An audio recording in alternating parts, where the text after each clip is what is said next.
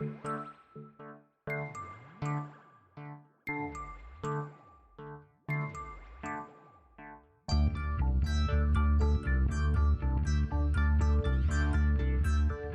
is Continuum Drag, a podcast where we watch sci-fi, fantasy, and everything in between. This week, Strange Luck, episodes 5 and 6. There is a difference between squealing and telling the truth, doing the right thing, saving someone's life. I don't want anybody to get hurt. Some people are planning something, but... Look, I'd really like to help you, but I could die. You understand that? They'll kill me. Welcome to Continuum Drag, the podcast where the rules are never clearly defined. I'm Luke, here with my co-host Jordan. What's real, Jordan? There was a line in this that I really liked that I'm going to say because I feel like it's good for the show, but it's also good for you and me on this podcast. And it's, I'm not doing this forever. I'm just doing it till I can make some major cash. That's what you say every night as you get into bed. Yeah, that's right. Oh, well, that's a good line. Actually, I'm going to think about that a lot going forward in my life. Yeah. Oh, dear. It feels too real, actually. Now I'm upset. So Major cash. You have a segment for us, so get that taste out of my mouth, right? I do. I have a little game for you, Luke, and I'm calling it Overrated, Underrated. Good name.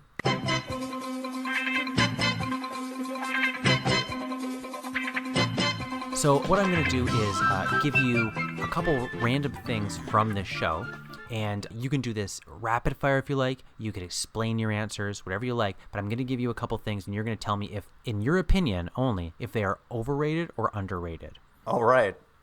Okay? Cool. I have no idea, but this sounds fun. Yeah. So again, if you just want to go overrated or underrated and move on to the next one, you just keep doing it. I don't have to explain myself, but I can. If you can. If you're like, what? You know? So here we go. First, finding a lost leg. Finding a lost leg. I am going to say overrated.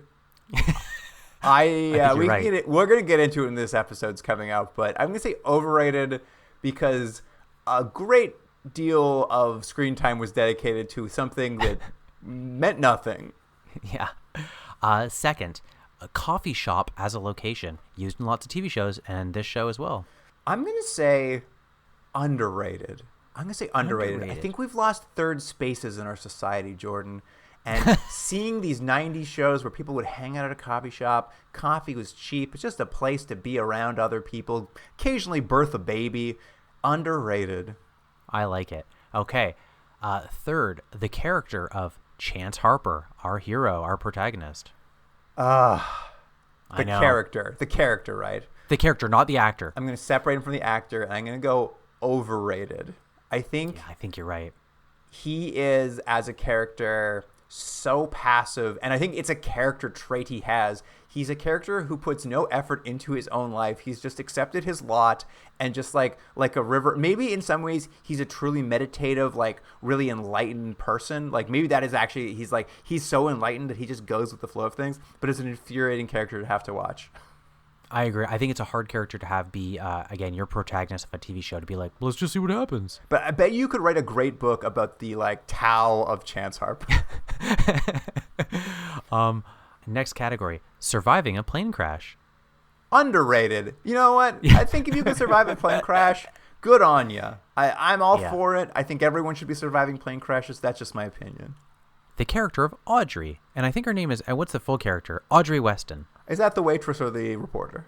The reporter. That might tell you the answer right there. I'm going to go overrated. Jordan, I was going to bring this up, I think, what we watched this time. But in the previous 4 episodes, we finally figured out she is a photo editor at a newspaper is her job. They've retconned it. She's now a reporter. Yeah, I know. I thought she was a reporter for quite a few episodes. Then they finally stated her job title. And then now in these episodes, now she's a reporter. I don't know. She's just whatever they need her to be. Yeah, total retcon. I'm afraid overrated. Next one. Luck, quote, luck, as a superpower. I'm going to say underrated. I think this is still a good concept. I think the idea of someone who's extraordinarily lucky and that just like being a power they use to like do adventures is a great idea. I think it is incredibly poorly used here. So I'm underrating luck as a superpower. Okay. Having a sacred case with all of your mysterious history in it. I'm going to say overrated. It's a tool that doesn't work well in this show, and I think we see it too often and is very silly. Yeah. Okay, next. A long-lost sibling storyline. Overrated. Who cares? I don't want to see about your long-lost sibling. How did you get lost? It's a mystery I don't care about. Next. Changing the name of your 4-year-old child like they're a puppy. Underrated. Jordan, when your child reaches 4 years old, change its name.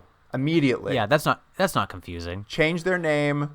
Just see what happens. It's your child. You can do whatever you want. That's true. Who cares? Next category. Killing neo-Nazis. Oh, always underrated. I would agree. I mean, now more than ever, underrated. Next. Being hypnotized. Underrated. I love to go see a little hypnotism show. Did I ever tell you we had a hypnotist come to our school one time and hypnotize the staff in front of the entire school? It was a fun time. They didn't do anything too embarrassing, but I wish they did. Oh, man, that'd been a wild time. I wish that had happened at my school. I have a note in a notes app somewhere because someone said this to me at some point, and I don't know what to do with it, but like they had come to see, I was doing an improv show, and they came to see it.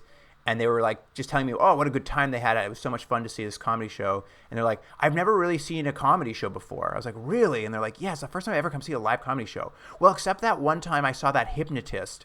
And that was pretty funny because after the show, this guy was outside yelling at his girlfriend for what she said when she was hypnotized. I was like, okay, those are the two relationships to comedy shows you have. The one you just saw and the time you saw a hypnotist where a bad boyfriend yelled at his girlfriend for what she said when she was hypnotized. Cool. That's pretty good.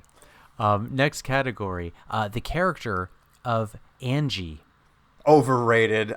I'm afraid all the know. characters on this are not utilized well or interestingly, and barely. They're tools to force the story forward with no real purpose.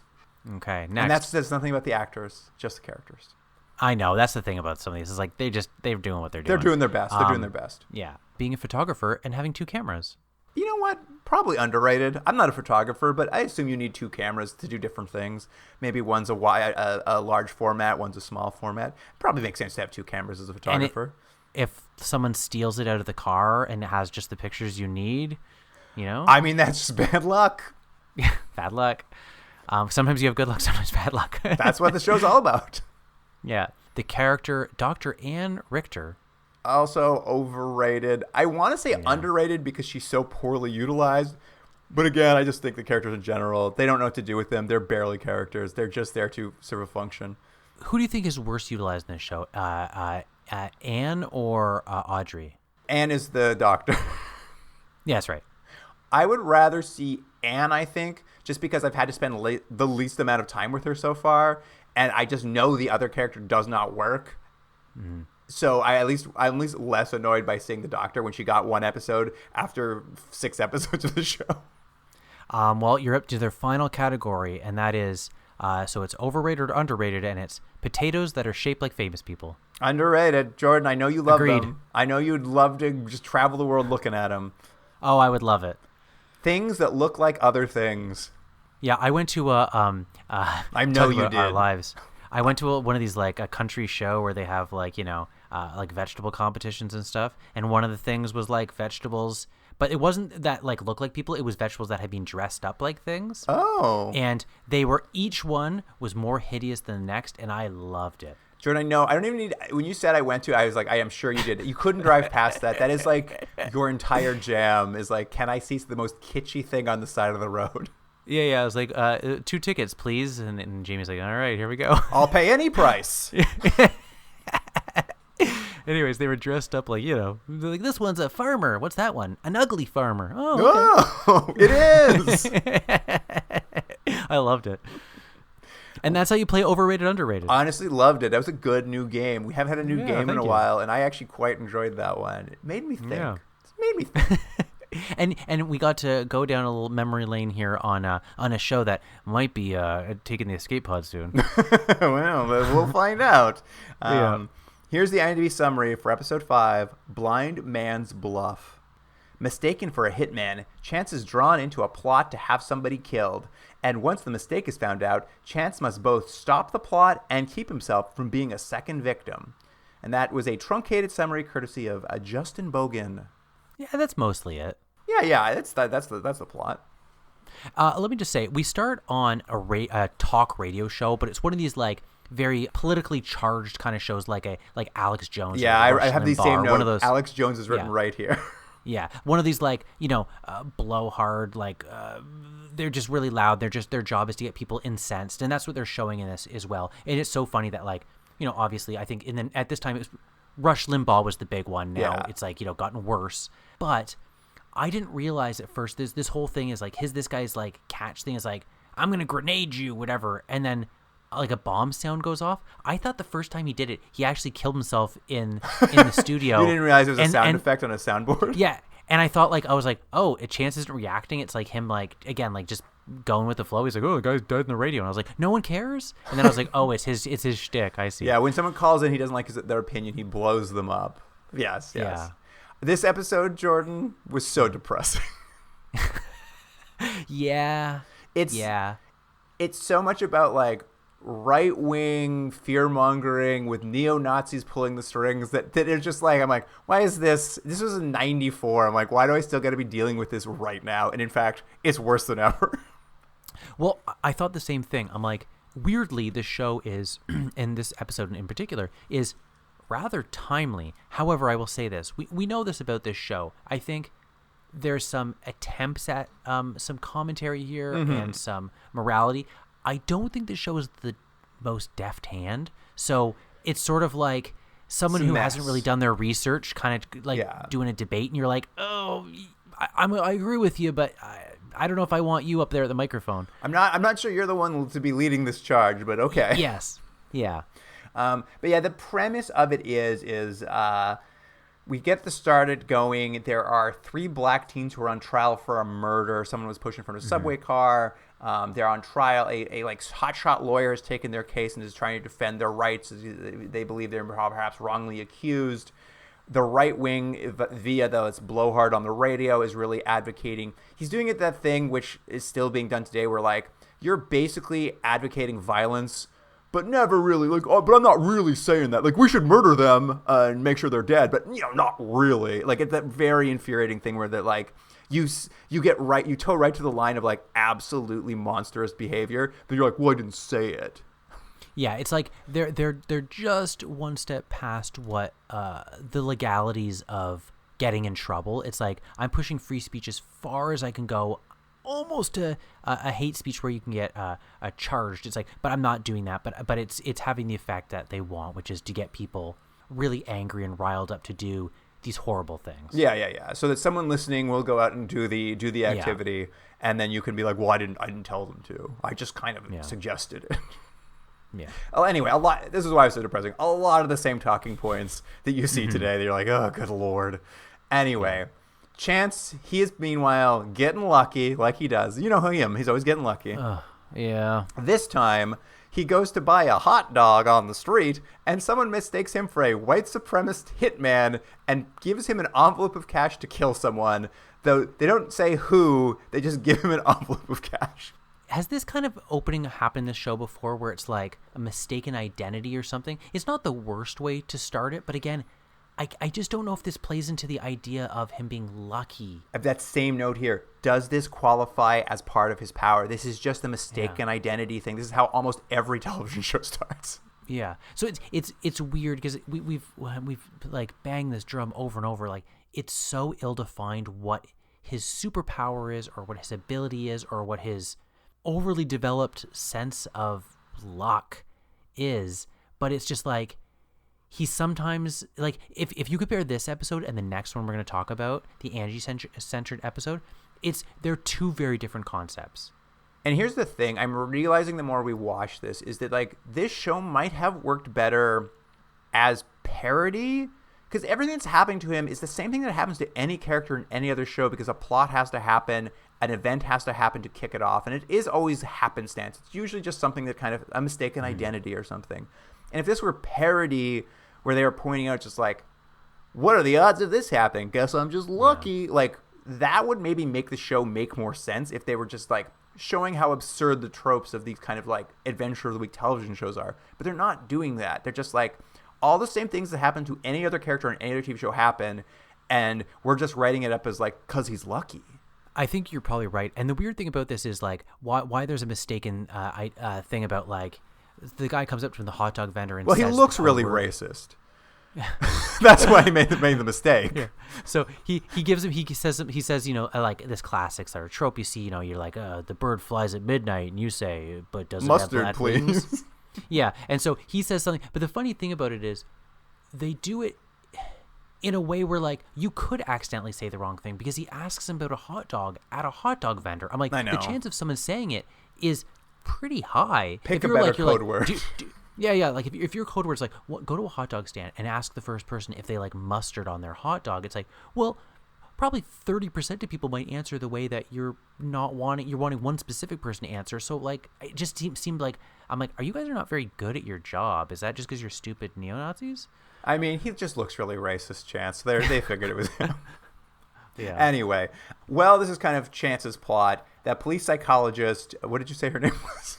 I didn't write down any of their names. Dr. Ann Richter. Dr. Ann Richter is on a different case at the courthouse that's happening. And here I also think is very weird is we've been set up with this plot that like, in the background there's a case going on of these black teens who've been accused of murder who may or may not have done it, and this is driving a lot of like tension societally. Yeah. You think that's what's going to be the episode's like core focus, but it's really not. We never meet those characters. That's not really the core of the film or the episode. What it is Dr. Ann Richter is actually working on a different case involving two white supremacists who I probably I don't need to say white supremacists. I think you clearly the characters. By the way, the actors are white. They're played by white people. They've been arrested for vandalizing a Jewish cemetery, and I don't really know what her job is, but in this case, she's at the courthouse interviewing them over several days because they suspect something else is going on, though I don't know why or how. I'm glad you said that, because they're like, well, we have this character as a doctor we've introduced as a major character, but we don't really know how to use her other than hypnotizing him to go back to his past because she's already done it. So they're like, she's also working with the police, which we did see her to begin. Yeah, she's in the police force of some sort. But this I was like, but now she's sort of acting like a detective. Right? Yeah. So I was like, you could, I guess, just retcon that in some way maybe, but a detective too, where it's just like they've arrested for vandalizing the cemetery. Why do you think there's more to get out of it? It's unclear. And here's the other thing, is they set this up. They're like, there's something more going on with those kids. I need to get to the bottom of it. And you're like, sitting at home, you're like, I bet you they had something to do with that murder those black teens are accused of. And then you sit there and you're like, oh, wait, no, it has completely unrelated. They didn't mean to draw that connection. That was an accident the writers did by mistake. Yeah. I thought the same. I thought that was going to be like, it's always going to tie up in the end. Why not connect those threads? I don't know. But I think they would just want it to be this thing that like, there's this bubbling undercurrent of racial tension. Of racial tension. It's like, so all these things are happening, but you're like, it does give you a feeling of like kind of confusion, because you're like, okay, because all the characters are doing something different, but a little bit connected, but like in the end, you're like, not really. Kind of, but not exactly.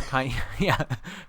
Anyway, those white supremacists who wanted to hire the hitman, they're pissed off because they gave the money to the wrong guy. So I don't know how this happens, but somehow the right hitman finds out that he didn't get paid. They know his number, so I don't know why they did the payment that way. And they call him. They're like, well, we gave the money to the wrong guy. Go find the right guy. And I'm just like, how did this mistake even happen? You have the guy on speed dial. You could have just given him money. Yeah. The whole thing, like, now you got to go find the guy, and someone like, well, get your money back? I'm like, what? It's not his job. Yeah. I know. He's like, guys, I kill people. I'm not a bail bondsman. It's like you got hired for a job, and they call you like, oh, we paid the wrong guy, but we need you to start. So go find the guy we gave the money to, get the money back, and then you come start working. Anyway, the only reason that is there so that the hitman can see Chance. How he recognizes Chance, I don't know. He wasn't there to see him the first time. Sees Chance at the courthouse, crosses the street in traffic to go like confront Chance because he has a gun, gets hit by a car, is killed, and this is just so Chance can go to his body, steal a cell phone from a dead man's body, and leave before the police get there. Why he would do any of these things, I have no idea.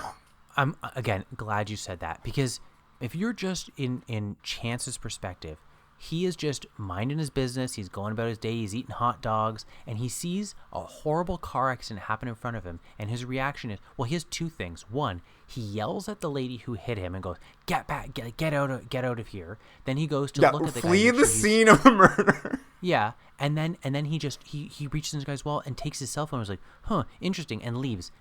It was like, I'm like, but what? Why would you do that? Like, it felt like this was something left over from an earlier draft that like just was left in for some reason. Because I'm like, why would he ever? It's not like he knows this is a bad guy at all. He just thinks it's a random person. There may be some clue they lead where he figures out this is related to the. I don't really remember. It just didn't. It made so little sense. But he gets the phone and he just starts calling. Redial on it. Like eventually someone has to tell him you can redial on a phone, but he just is doing it to try to call the neo-Nazis to give them because he wants to give them their money back. Doesn't work. We'll get back to that later, but like he just can't get them to pick up the phone. But Chance wants to return the money that he got given. That's his plan. He's like, I won't be in trouble if I give the money back. And I thought this was going to come back. Some guy in a trench coat walks by and pickpockets him. And you're like, oh, how's this going to tie into the show? Does not. He just loses the money. He loses the money, and it's a series of things that like happen, and you're right. You're like, oh, this will be something, but like it has no effect. No effect. It's like a guy pickpockets him. He loses the money. He goes to Audrey, and says, "Hey, I just had this money taken away," and she's like, "Well, I can tell you what, I can give you $8,000. Yeah, I'll write you a and check. that will start. I'll give you a check." So she gives him a check. He's like, "Great, now I have enough money to kind of like stall things, and I can maybe give him this." And then he walks outside and it blows out of his hand and a lawnmower runs over it, and you're like, oh no, now he's stuck, he doesn't have money again. And then he goes over and he asks her for another check. Yeah, and it's like, insane. Oh, well, it's so okay, weird too. why did any of this happen? It's so weird because they're just killing time basically. And like the thing is, like she's like, I'll write you a check for $8,000. It'll be most of the way to paying them back. And he's like, a check? You know me and checks. My luck doesn't let me have them. And then a lawnmower runs over. I'm like, how is that luck? I don't understand. Yeah, but yeah, it just kills time for his character. Just kills time. It's a series of scenes where they don't matter and nothing results from it. You're like, amazing. Anyway, that reporter he's the one he borrows money from. She like is way more interested in the fact that there was like a hit taken out on someone, and Chance doesn't know who the hit is on. Like they just gave him money and said kill somebody, he doesn't know who. So she's trying to theorize, like, in this high-stakes case going on, who's the most likely person to get murdered. And he figures it's the high-priced lawyer who took on the case to defend the teens. And the waitress just so happens to be friends with the lawyer. Or are they dating? I couldn't quite figure that out. It seemed like maybe they were dating. She just, like, she implied they had some sort of history at some point, so she had access to him. Anyway, so he agrees to come meet them at the diner. He sits down with the reporter and Chance, and they're like, we think your life's in jeopardy. And he's just like, I don't think so. And he leaves. Again, a series of scenes where you're like, is this important? You're right. And I don't think he's in it at all again. Nope. Is he? Nope. He's just like, yeah, he's like, people threaten me all the time. That's part of the job. Anyways, coffee to go. And you're like, that's it. He's just like, if they were going to kill me, they should have done it earlier in the case. It doesn't really make sense to kill me now. And they're like, oh, that makes sense. I'm like, oh, thanks, everyone. I'm glad I sat through the scene. Yeah. Anyway, back at the court, one of the two neo-Nazi kids is being interviewed by the psychologist, and there's one of the neo-Nazi kids who's the good neo-Nazi, and one of them who's the bad neo-Nazi. Yeah, and the bad neo-Nazi like can't stop for a minute. Like he's so into it. He's so into being a Nazi. Like he's like having debates with people, and he won't stop. And I'm like, we get it, man. You've got your thing. You're Just annoying. let it We go. understand. You're annoying. And then the other one is clearly he's like, I just wanted friends. I didn't mean to become a Nazi. I just had to find friends because I was lonely. Yeah, it's like, if we just dig down deep enough, he's not a bad guy. He's just gone wayward. And you're like, I can see where this is going. So Dr. Anne is sort of like interrogating for information about what sort of things they might be doing next, and also to try to like find that, that heart of gold underneath. Yeah. It's like, can she save this one neo-Nazi / figure out whatever the plan is, which takes eternity for that to happen. It's so many scenes of them not getting anywhere. Well, that's the thing. Because obviously he's going to get there. He's going to have some sort of moment of redemption, which is stupid. But the scenes we have that to get him there, like those steps, like you're saying, they're boring. Just like, they're long. Tell us the nothing truth. Happens. I can't.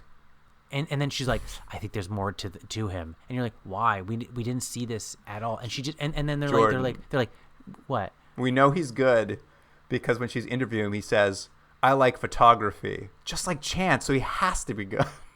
Yeah, it's like stuff like that, and then you like So funny. you're like, and then later on they're like, I think you like her, and I'm like, he's given zero indication he has any feelings for her. He's just obfuscated all of his answers. That's what we've seen scene after scene. So I don't know where his development is at all.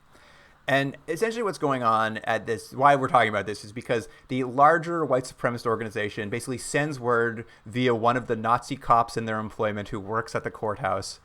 I know. So which stupid. Is probably not inaccurate, but it sends word. You're right, not inaccurate, but stupid in this I mean, very convenient.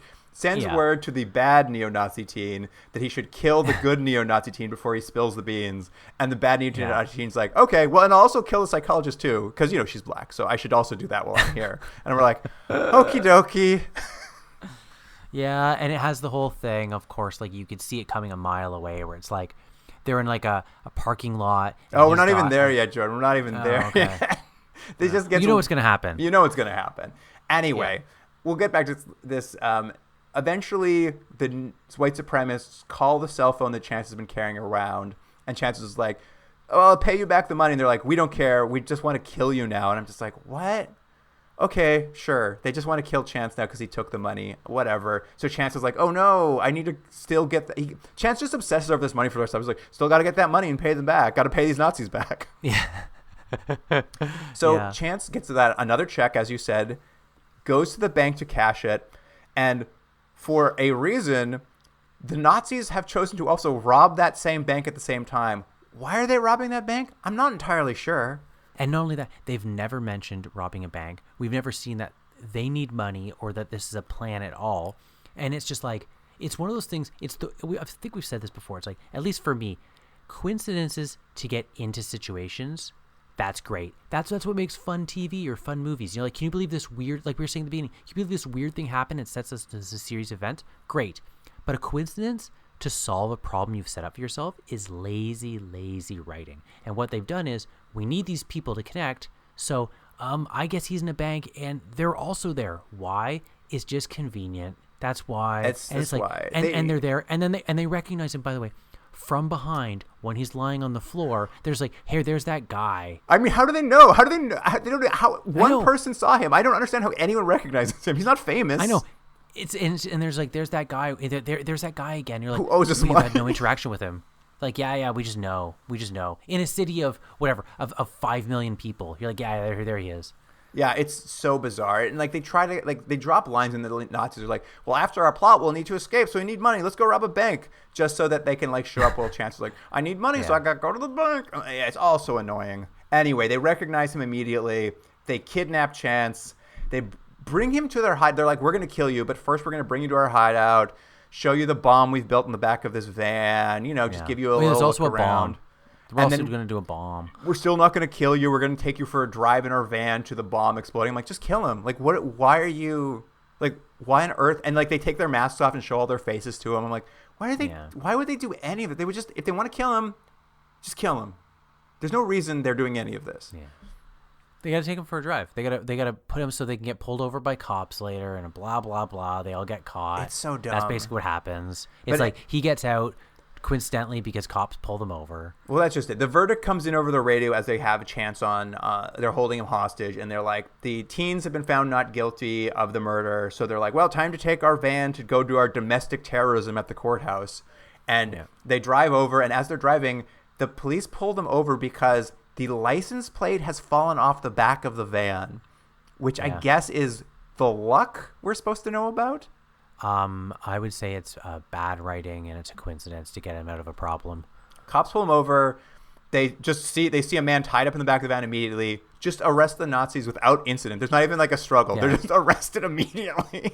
And the cops like, what about this guy? They're like, don't worry, he's all right. I saw him at the precinct one time and he wasn't a racist. I know. Like eight scenes ago, a random guy walked through a scene. A random cop walked through a scene and saw Chance, and now he's back. We're supposed to like clock that they saw each other, and he's like, no, he's a good guy. He's on the good side. Yeah. And then they're like, all right, well, I also found out that they're going to use the bad neo-Nazi to kill the good neo-Nazi. We need to race to the courthouse to get there. They're like, well, we can just call on the radio and just warn them. And they try, and they're like, busy on the radio. We can't get through, so I guess we have to drive over there. Just for tension, they're like, will they get there in time? I'm like, I don't care. This is what you're talking about. We get at the courthouse. Yeah. The 2 neo-Nazi kids are being dropped off in an underground parking lot out of a van. There's no security other than the like Nazi cop from earlier. He gives bad neo-Nazi teen a knife, and then the neo-Nazi teen's like, all right, time to kill you, psychologist. The good neo-Nazi teen jumps in front of the knife and gets stabbed. I mean, I thought to death. Later we'll say he survived and he's like recovering. Yeah. But gets stabbed, the cop, and then Chance and the cop just show up and stop the rest of it. I'm like, so the only tension here was what? I'm like, you just killed this kid? Yeah, because the whole thing was, you know, what you saw happening is like when push comes to shove and when things are at their worst, he saved the doctor by sacrificing himself, blah, blah, blah. But it was so ham-fisted and you could just see it telegraphed from the a mile first time away. we Well, see and him. then like a scene later, they're just like, there's a line of dialogue, he survived. I'm like, oh, good. I was so worried. Well, remember we watched something not too long ago where they threw a line and they're like, hey, that guy died for no reason. Remember that? I do Oh, it was remember the that. show. It was this show. Yeah, They were yeah. Like, that lady, she's like, oh, by the way, she committed suicide. That's right. Yeah. I just thought of that right now. Like, oh, why did you do? Wouldn't it be funny? Like, hey, by the way, that Nazi, like, oh, he died, but from something else. Yeah, yeah. The car hit him. He survived the knife stabs, but then he killed himself separately. It's unrelated. So it's like he had a moment of redemption for a character we didn't like. We didn't see anything nice was about. He was doing fine. horrible things. It was just like he was so clearly set up to be like, oh, he's just misunderstood. Like, yeah, I'm like, great. You've telegraphed that Yeah. from a million miles away. He has no character traits. It's just like, they're not all bad is the point you're trying to make. Yeah.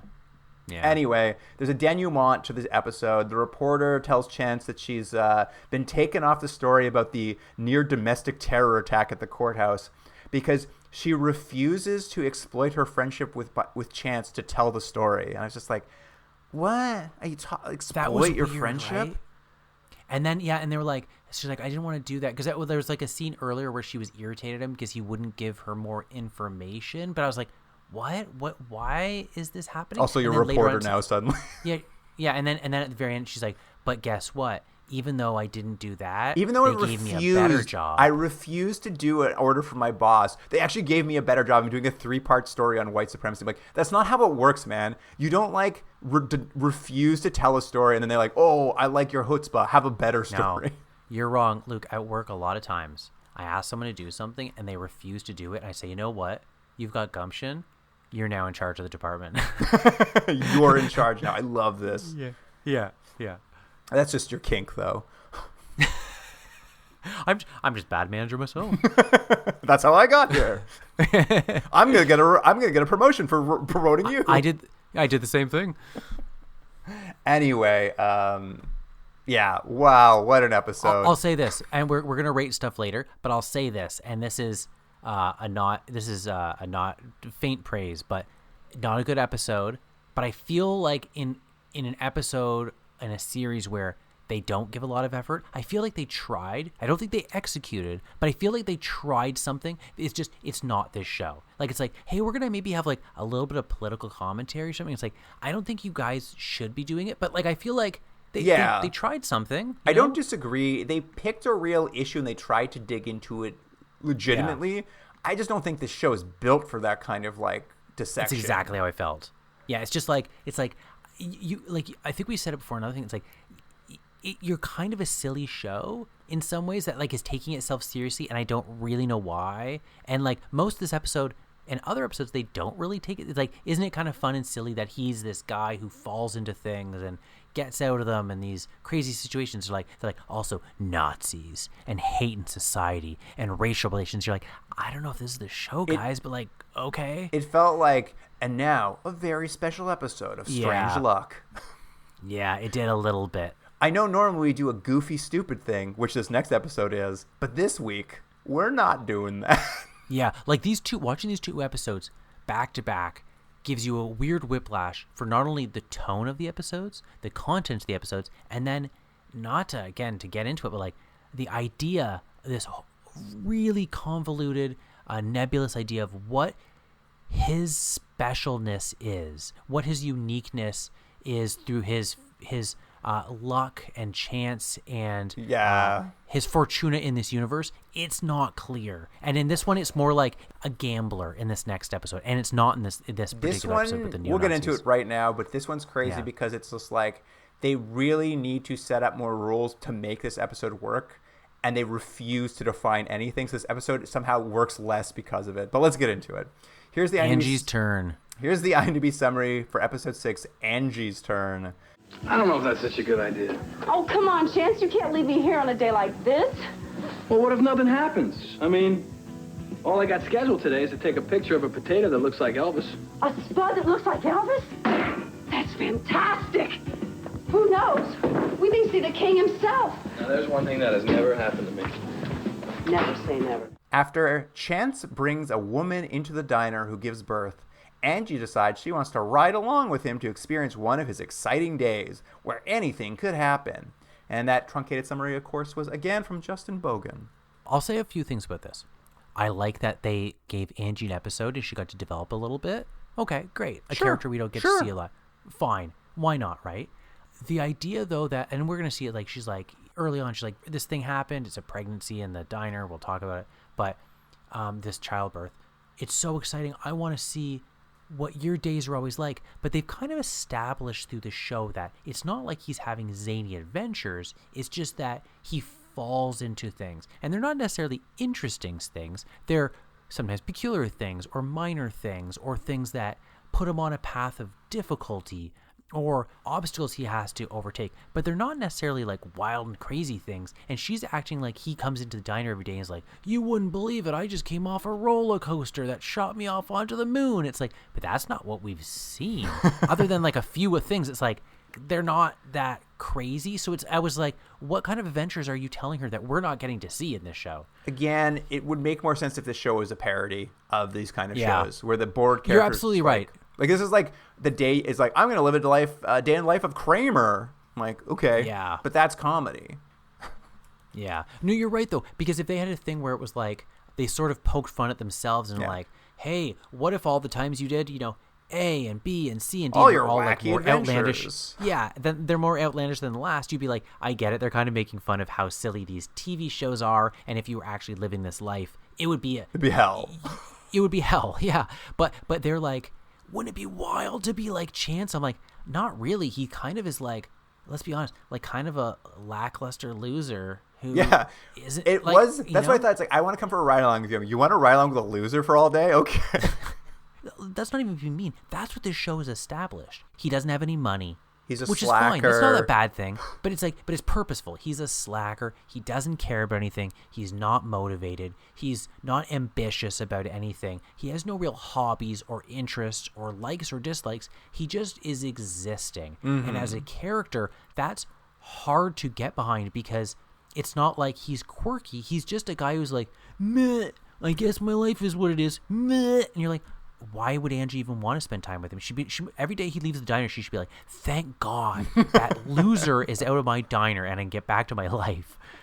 Anyway, as mentioned in the opening and Jordan hinted at, the episode starts with Chance coming into the diner. He's got a woman who's mid-childbirth, so he and the waitress help the woman give birth. Angie and him help the woman give birth in the diner. Angie's just so pumped up for the adrenaline of she's jazzed. The birth happening. It's so crazy.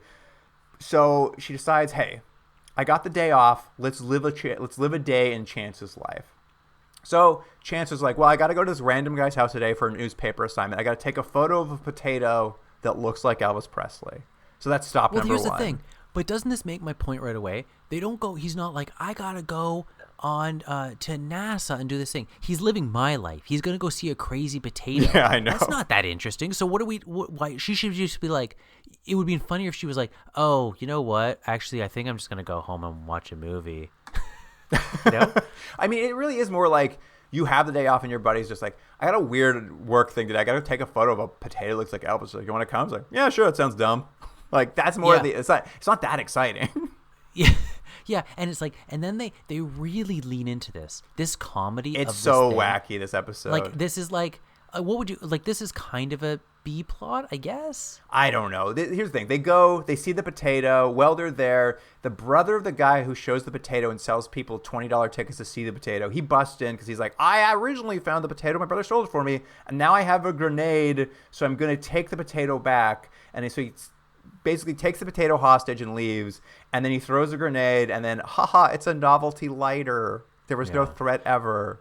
And sort of like as a plot, this kind of sibling rivalry it's a minor side plot that'll come back. Yeah, but they're like these kind of exaggerated sort of like New Jersey-esque characters that are like, hey, bada bing, can you believe I got a potato? And you're like, okay, is that funny? And I'll just mention this again. This is after the last episode where it was all about neo-Nazis and racial tension and how you can create an uproar in people and create these tensions falsely for your own amusement or celebrity. I'm like, okay. And then they're like, this one's like, what if these two Italian brothers fight over a potato? Like, what is this? I don't know what this is. After the potato's gone, the one brother blames Angie because Angie like handed the potato over because she was threatened, and like Angie gets all pissed off because he's so mean to her. So she like stomps off down the street. She's like, I'm leaving. I'm out of here. Have a good day, Chance. And as she's walking, her heel gets caught in a sewer drain. And because her heel gets caught in a sewer drain, she's forced to stop. And if she had kept walking, a car comes out and lazily hits a phone booth or a mailbox in front of her. And she's like, well, I would have been killed if I hadn't stepped in this. She's like, oh, my Lord, have I caught Chance's luck? I'm like, what? Have you caught Chance's luck? And that's the premise of this is they'll go back. She'll scratch him. She's winning. They're now like postulating Chance's luck can be like transferred to someone and Chance has lost his luck. Interesting idea. They never establish how this happened, what the rules are, why that would happen. Yeah. And here's the other thing. So Angie is now the lucky one this episode. Chance doesn't seem to care one way or the other that his luck is gone. He couldn't care less that the luck is gone. He couldn't care less if when the luck comes back. He couldn't care less.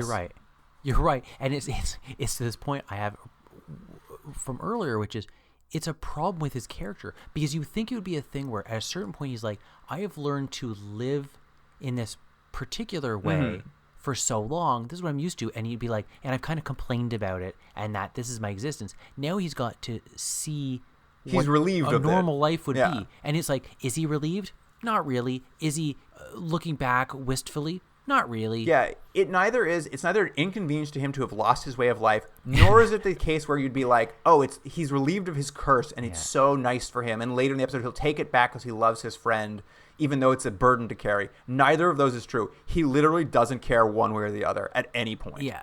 On the other point to Angie, like getting his luck, I think there's maybe something of a inkling of an interesting idea of he has an aura around him that the people around him are affected and maybe somehow it rubs off on him. Maybe, but it's like, but you're right. It's like, is that the this rule? Ill-defined thing. I'm like, oh, so is it actually because how did it transfer to begin with? I don't know. What they constantly show throughout this episode is she scratches lottery tickets and wins. She opens a can of pop and it's the winning pop, and she like it's all that sort of like gambling thing. And he at one point mentioned something that I think it was the pilot he did, and he was like, "Don't push your luck." Yeah, I thought that was going to come up. And I thought, why? Is it going to come up? Why are you mentioning that? It's like, no, he just says it as a way to, I guess, to say to them, to the viewer, oh, you don't want to see too much of this because you just keep winning. You're just like, but why? Why wouldn't you? If you won all the time, why would you not? That's just it. That's the other thing this episode could be is like, does Angie push it too far? And we see what happens if that happens. Like we see in a cautionary tale, why Chance is the only one who can handle it. Nope. That's not what this episode's about. It's about nothing. Or conversely, what is it? What if it's like, what if someone who has ambition had his luck? Yeah. What could you do with it? What would someone else do with it? Maybe he looks at it and goes, geez, I've wasted my time. I could be doing all these, good news. I could be, Angie has no ambition either. Yeah. Well, that's the thing. It's lame wins too. I won $5. I won $10 in the lottery. It's like these stakes are so low, and like Angie, is your life that sad that this is how jazzed you are? Yeah, it's a mess. It's a mess. Anyway, that's what we learned. It's Angie's been transferred Chance's luck. Very quickly after that happens, Angie witnesses the all-female 13th Avenue gang execute a man in broad daylight in the middle of the street. She nearly gets herself shot, but she's lucky, so she doesn't. And she recognizes one of this all-female gang is the teen daughter of a former employee. The teen's name is Yolanda, or her gang name, Yo-Yo. And there's a couple things. I love the all-female street gang. Group of street gang. And I don't know if you I'm sure you did catch it later. We will, when they go to a detective and stuff and they talk about this, did you see what the detective blamed the reason why there was an all-woman gang? The detectives show up, and the first part is detectives show up to interview her, and the detectives are telling her, you shouldn't file a report. They're like telling her this. She's like, why? I want to file a report. I saw a man die. And they're like, I wouldn't if I were you. I'm like, what kind of police are these, eh? They're literally like, I wouldn't, because these gangs. These gangs. We don't do anything about them. There'll be retribution, so I wouldn't bother. But yes, and like, great job. There's a male cop and a female cop, and there's a big joke where the male cop's like, all female gang. You know what I blame? Feminism. And I'm like, what? And then they play it so hard. They hit that joke so hard. I'm like, that sucked, you guys. But like, I didn't get what the joke was. The joke What's was the joke? His partner rolled her eyes at him. I'm like, but like, I don't understand. But what? There's no joke. There's no joke. Well, just bear with me for a second. I get the joke is he's like, he doesn't like women or something. But like, the joke is women's struggle for equality is the reason there's gang violence. Yeah, it's not poverty. It's not poverty, poor drug laws, bad law enforcement, all these things that cause gang violence and gangs to happen. No, it's the joke is it's feminism. I just like, I get it's a bad joke, but like, even as a structure of a joke, I don't get what. No, it's not. It's not. It's nothing. It's nothing. It's just for a laugh at home because feminism's dumb. Oh, was that what the joke was? It's so everyone at home can get a laugh. Like, yeah, feminism. That's stupid. But I was just like, I don't get what this is. I'm like, why is this funny? Anyways, okay. I don't know, man. That's my best guess. That's my best guess. Okay. Well, I was laughing. Let me tell you. Rolling in the aisles at home. I did pause. Anyway, Angie goes to warn her former employee. It's so funny. It's just like a new character. It's like, my former employee, I gotta go warn him. His daughter's in a gang. Gets there. The guy just yells at her for 5 minutes, being like, no, she's not. No, she's not. And then like the daughter comes out. She's like, no, I'm not. And Angie just has to leave. I'm like, what a cool scene this was. Yeah. And they sort of like replicated a few times later, because they like talked to her a few more times. And each time she's like, well, like later on she admits she's part of the gang, but she's like, you don't get it. You don't get like how hard it is in the streets. Because of feminism. I know. Yeah. You don't know how hard it is out here on these feminist streets. The streets, notoriously feminist. Yeah. Anyway, so Angie is like a little distraught. Nothing she's doing is helping anyone, which has nothing to do with luck. So I don't like, it's just like for some reason, like I don't know how these two concepts tie together, but she's upset because she can't help anyone. How that affects luck, I'm not sure. But she just goes back to work. And while she's there, she gets lucky because a casting director spots her, and he's literally casting a waitress for a TV commercial, and she's perfect. Yeah. She goes, pass. She's like, no, thank you. And that's the end of that.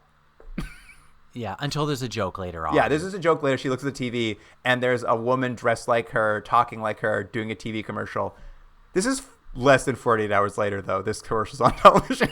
Yeah. Yeah, I know. They had to get it fast. And the joke basically is at the end of the episode, as you'd imagine, her luck is kind of back to normal. She's like, ugh, I can't believe I passed on that opportunity. I don't even think that's the thing. I don't think she regrets passing on it. I think she just sees it and says, they ripped me off. I don't know what I saw no connection for her as a character. Oh, I thought the joke was sort of like, she's like, her luck is now back to like a normal person's luck. But she could have just taken the job. She turned it down. It's not like she had bad luck. She just said no. It was bad luck. Anyway, ignoring that dumb subplot, she then looks out the window and sees the guy who stole the potato walking by. So she runs out there, chases him, and then threatens him and he gives her the potato. So now she has Elvis Potato. It's weird that she's that angry about this potato thing, but it's really just a reason to get her out of the diner, because just at that time, very fortunately, this gang of roving 13th Ave gang drive by, and they all these feminists pull up. Yeah, and they're like, we want the same amount of money for the same job, and you're like, ugh, I hate them. And they shoot up the diner. They shoot the diner big. And by the way, Yolanda is there, and this is a point I have because this episode has something very similar to the last episode. Yeah, we'll get into that later. They have a character that they're introducing that you're like, I hope this character turns it around and finds Yolanda some good seems in to have themselves. no interest in that at all. I know. She's a horrible character, and she has now, as we've seen, she's being complicit in a murder of someone on the street. If she didn't actually pull the trigger, she was there. She wouldn't pull the trigger, action. but she was there watching, and she won't stop it. And this time, she does shoot up the diner. Yeah, she shoots up the diner trying to kill Angie, and when she sees Angie, she gives a look of like, next time. And here's the thing about that too, Jordan. Yes, Angie left the diner to go get the potato, so she's out of the diner because she's lucky when the gang violence breaks in the shoot up the diner. Her diner is full of customers. When they shoot up that diner. They're all dead. Yeah, they're all dead. So, like, several people died in that shooting, just not Angie, and we're supposed to be like, well, that was lucky. Yeah. Wasn't that lucky, you guys? Anyway. They should have had a scene where she upped her insurance just before it. That's lucky. She's like, the deductible's so low. Angie, and then she goes to the police to, like, she's like, I'm going to testify. So, like, all right, we're going to put you in police protection. And then Chance was like, me too, I'll come with you into police protection. And I'm like, why? It's like, oh, right, because it's your show, so you have to stay in the story. Let me ask you about this police protection. That aside, because you're right, there's no reason for Chance to be there. Also, I don't know if they'd put them in police protection for this. I don't think this is how that works. No, I don't think that's correct. But that's fine. But, like, if you were going to do that, let's say you're a witness to a murder and it's a big case. It's really important that you are kept safe until you can testify. Yes. Would you put it, I don't know, along the route where this gang drives? Okay, we'll get into that later. It's not even the route the gang drives. They just drive into the parking lot of this random motel. There's no reason they'd be there. That's what I mean. But, like, even in this universe we're existing here with Chance, wouldn't they have gone like, we're going to put you a couple cities over? Yeah, it's bad protection. Away. It doesn't make any sense. That's the end of the scene. The very end of this whole motel sequence is the gang randomly drives through. They're not stopping. They're just driving through the parking lot, and they look up, and Angie's just standing in the window, and they're like, see you. And I'm like, what is happening here? Anyway, whatever. So they're like, oh, this didn't work.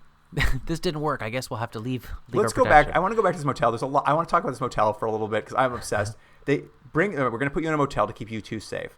One, the motel is a medieval themed motel. Why? That's right. Why? It never comes back up. Medieval themed hotel. It's just for the couple jokes. Like they're like, there's sight a gags. Night. It's not even jokes. It's sight gags. You're right. It's like there's a night and he's skimming the pool.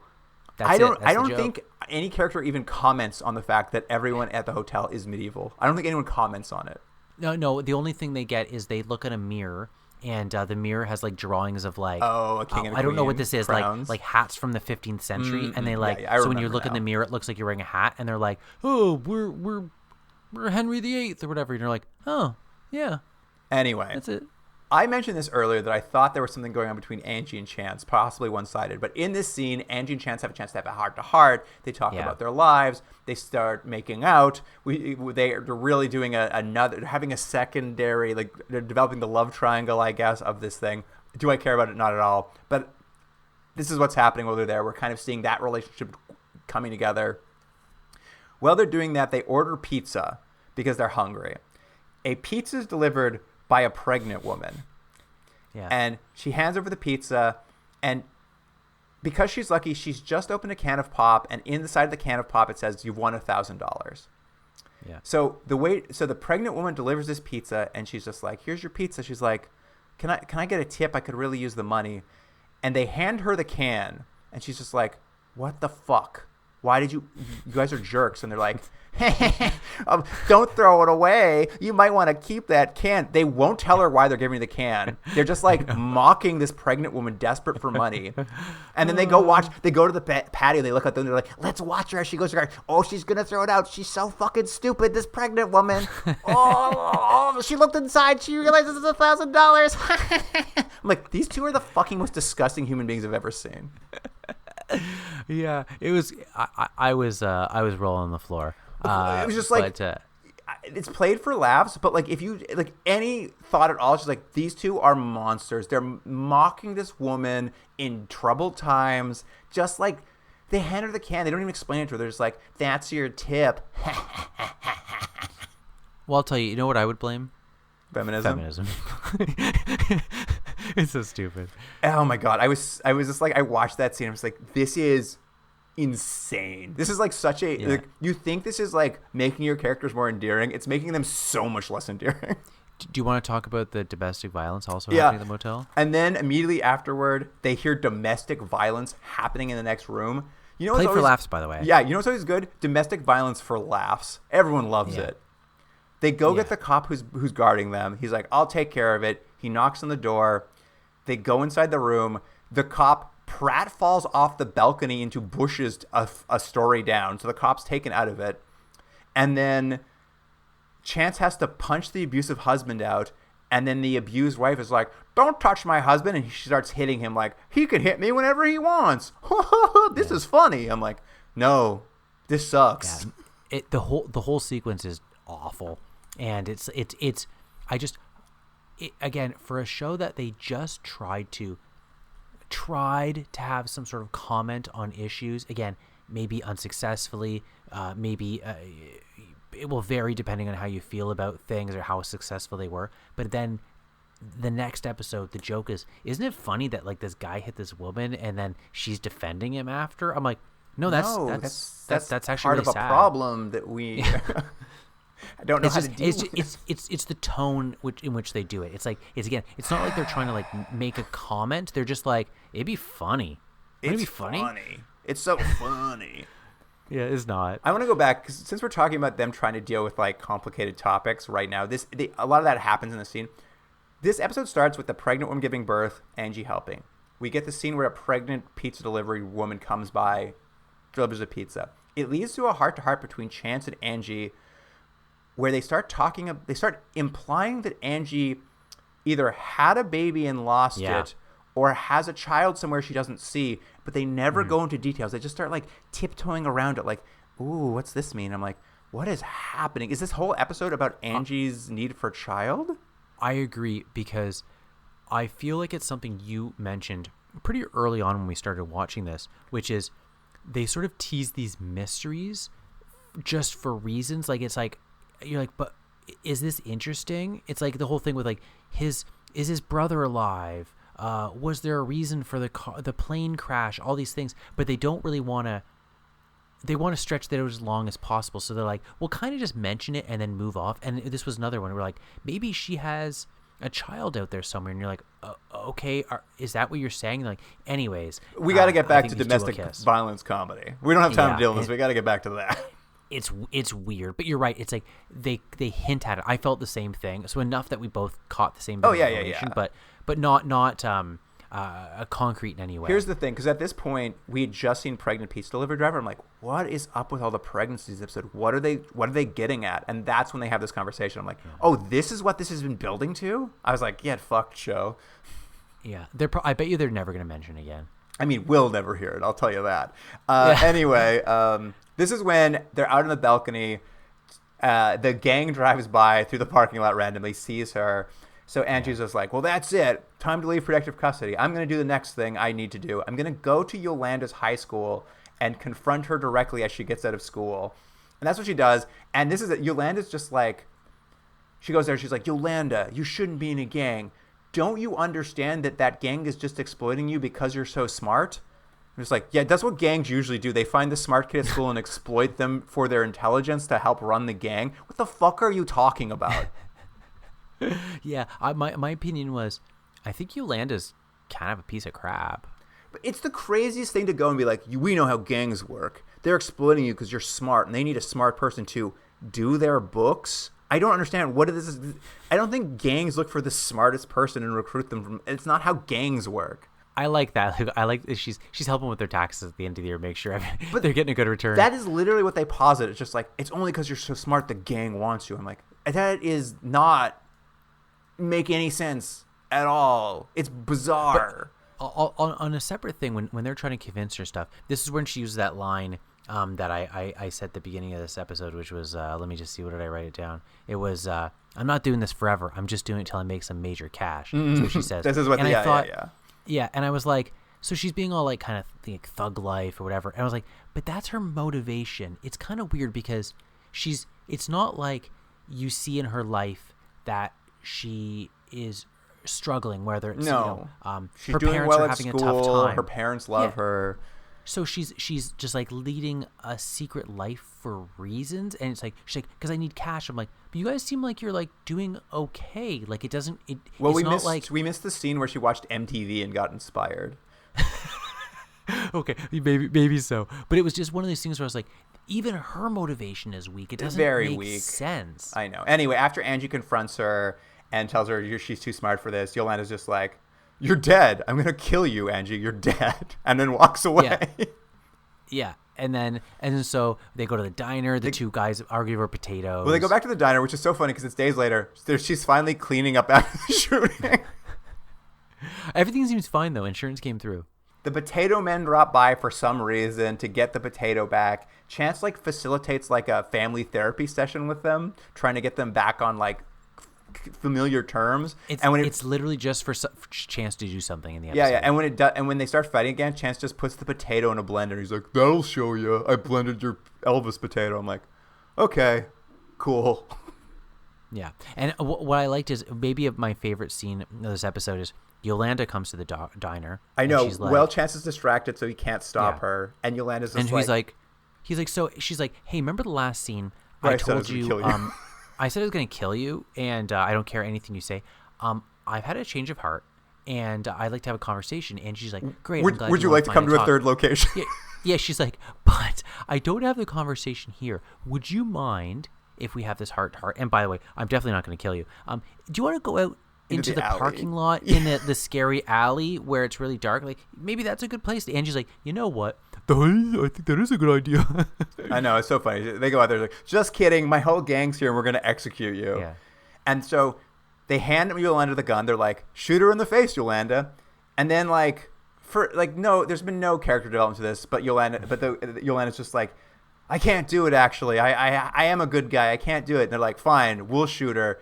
And exactly like the previous episode, a teen jumps in front of a bullet for one of the regular characters and is shot and probably would have died. But again, there's a line later saying she survived.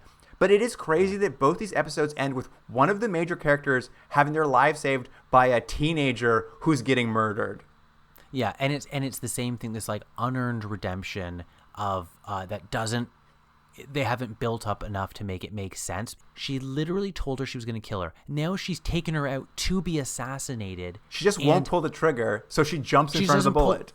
It's like, but why did she even do that? She like, it wasn't like she was like, there was a scene where she's like, I'm supposed to take you out back and get killed, but I've just realized how bad this is. I'm going to take you out the front and we're going to run away. You're like, okay. She made the decision, but she's like, no. She went through with it. So why would she even have tried stopping it? It doesn't make any sense. I want every episode of the show to end with a teen being nearly fatally injured while saving one of the regular characters who doesn't care afterward. They're all so indifferent to the teen who nearly died. No, and what they do is then they go at the end, they go, "Oh, just so you know, the teen made it." They're like, "But did we mention that other lady killed herself?"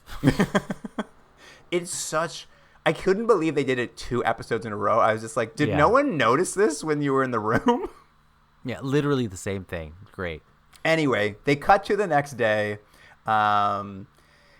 Angie's there. She wishes she didn't have Chance's luck anymore. Yeah.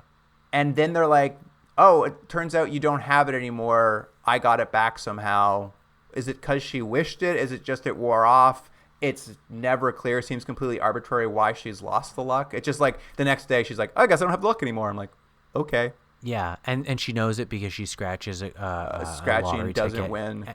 It doesn't win, so you're like, "Oh, good, everything's reset." No clear like trigger that caused it. There's no, just like it just wore off. I guess the rules are again as unclear as ever. And then a different pregnant woman comes in and gives birth on the floor, and Andrew's like, "Not this time," and she walks away. I'm like, what?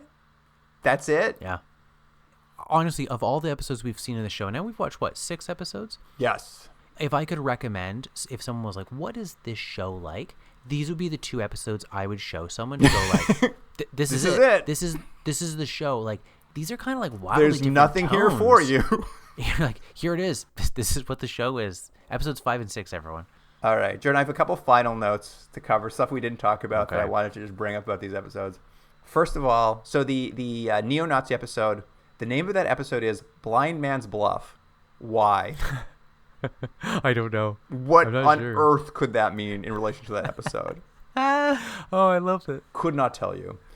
Second, I didn't talk about it, but there's a scene in one of these episodes where Chance's drink of choice at home is milk, like he's in Alien Nation. He's just drinking glasses of milk at home. I'm like, is this... I don't remember that. Yeah, he's like, get me a cold glass of milk. I'm like, excuse me? And he just sits there drinking a glass of milk. I'm like, what? By the way, what's happening probably here? anyone listening to this can't tell, but I almost did a spit take. You there. did I was almost just do a I was very close. It was so close.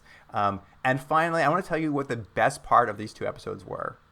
Is the YouTube video I was watching had an uncut commercial for an 1-800-CALLS Simpsons commercial. I watched the same one. And I loved it. I cut it. I'm putting it up in the clips. It's better than anything that happened in either episode. Luke, we were watching it, and I literally said, I hope Luke is watching this because he's going to love seeing this commercial. So happy. This is the best part of watching these two episodes. I kept, as I was watching, I'm like, I wish they'd not cut any episode commercials. I wish all the commercials were in these episodes.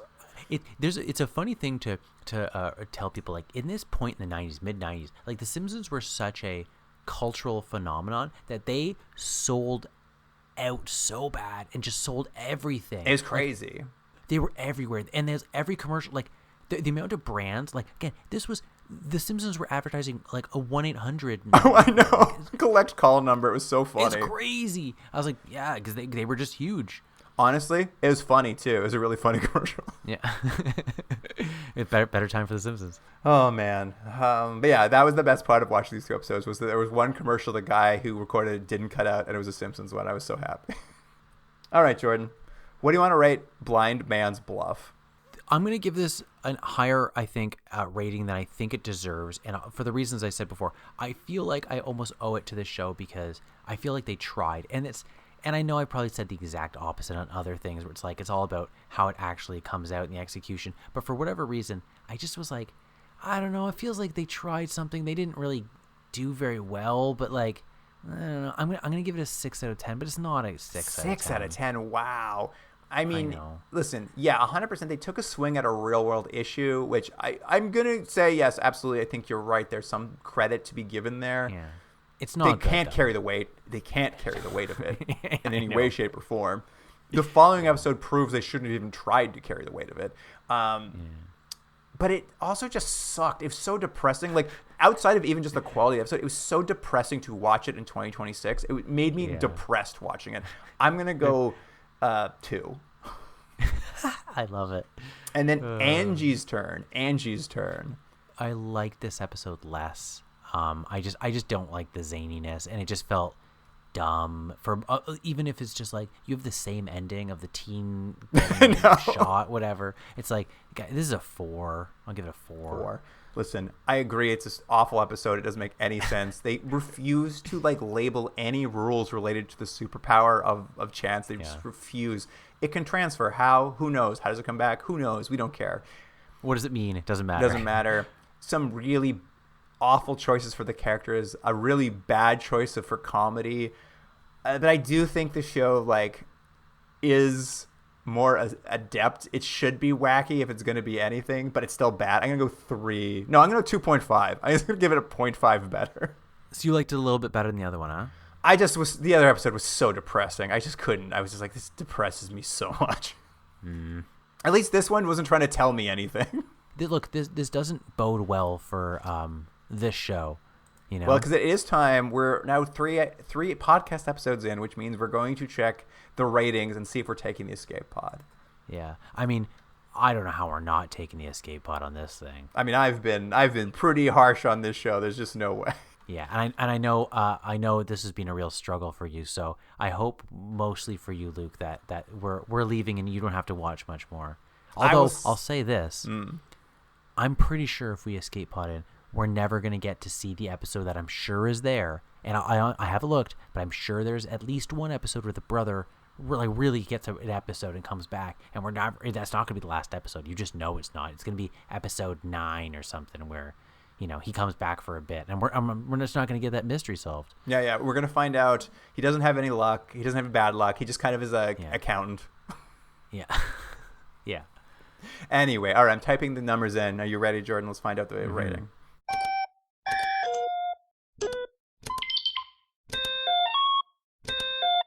All right, Jordan. The rating 3.9. right now, 3.9 is what you think? Yeah. The rating right now is 4.04. Hey, I was pretty close. I can't believe how high it is. No, you know what? In all fairness, this show's like, people are like, what would you give it a 10? You'd be like, yeah, it's about a 4 out of 10. I would go lower, personally. Doesn't matter. I mean, 4 is not good. We're taking the escape pod. Next time we come back to Strange Luck, we're going to watch the final episode. We'll see how the season 1 of Strange Luck wrapped up, and or whatever episode they abandoned the show on. I'm not sure if this one got like a series, a season finale, or whether they just like, we're halfway through the season, we're like, cut the show off. We'll find out. I'm going to guess not a lot gets answered. Oh, absolutely not a lot gets answered. I don't think a lot was ever intended to get answered. But it would be crazy if this was like a huge mythology episode that like explains a lot of stuff. Yeah. But we'll see. We'll see soon. But in the meantime, you can reach us at continuumdrag@gmail.com. If, you've got a pop can worth $1,000 you want to give us, we'll take it. Just email it to us.